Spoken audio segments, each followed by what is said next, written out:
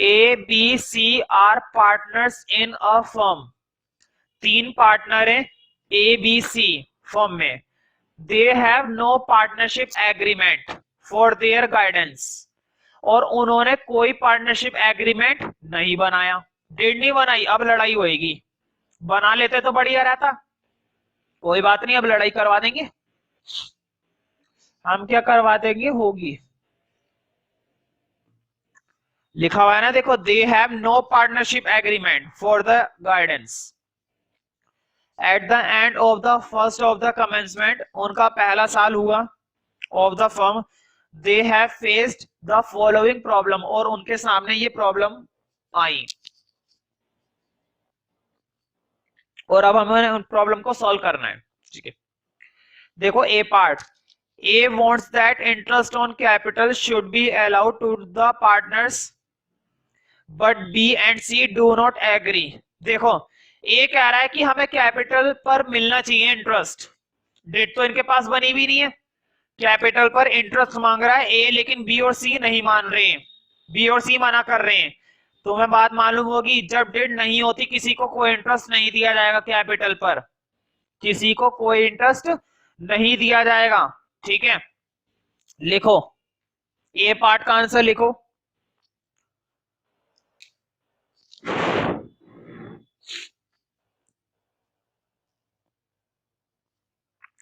लिखो according to partnership act, according to partnership act,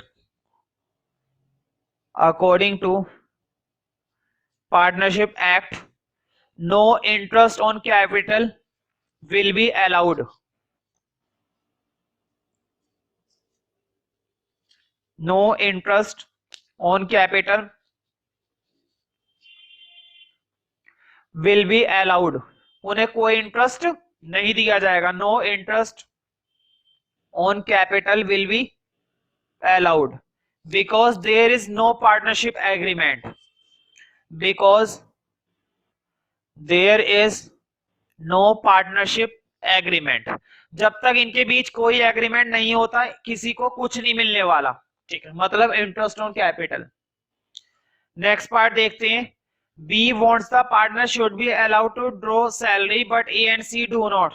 ध्यान रखना, कोई सैलरी नहीं दी जाएगी, रीजन वही है। बी पार्ट का बस आंसर लिख लो नो। ठीक है, रीजन वही रहेगा सेम। सी पार्ट में देखो, C wants that the loan given by him to the firm should be interest 10%। तो मैंने बताया था कभी कभी पार्टनरशिप लोन ले लेती है किसी पार्टनर से, है ना, लोन दे दिया इसने तो बदले में इंटरेस्ट मिलना चाहिए, लेकिन मैंने बताया था अगर एग्रीमेंट नहीं होता है ना तो 6% मिलता है, और ये कितने मांग रहा है, 10%। नहीं, गलत है ये, 6% मिलेगा, 1% भी ज्यादा नहीं मिलने वाला। तो लिखो इस वाले पार्ट का आंसर लिख लो। लिखो he should allowed only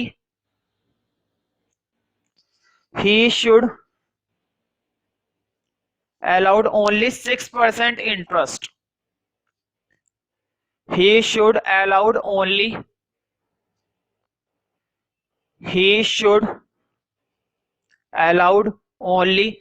6% interest because there is no partnership deed, because there is no partnership deed। देखो लास्ट पार्ट क्या है,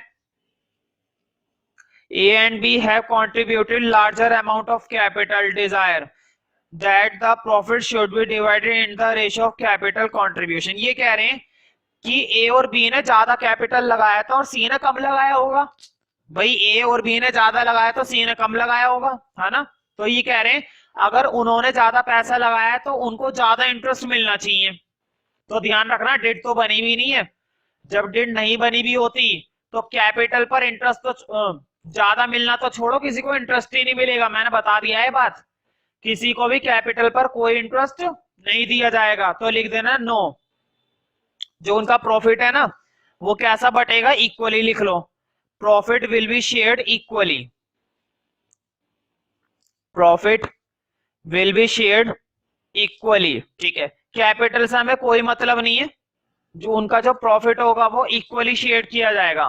तो देखो इस चैप्टर के अंदर है ना, ये शुरू के कुछ क्वेश्चन थियोरेटिकल टाइप थे, जैसा कि तुमने देखा, और पढ़ाना भी जरूरी था। लेकिन इसके पढ़ने के बाद तो मैं पार्टनरशिप डिड के बारे में थोड़ी बहुत नॉलेज हो गई होगी, थोड़ी बहुत तो क्या, बहुत हो गई होगी, कि किसी भी पार्टनरशिप को चलाने के लिए डिड का होना बहुत जरूरी है, वरना दिक्कत होती रहती है, कभी कुछ तो कभी कुछ।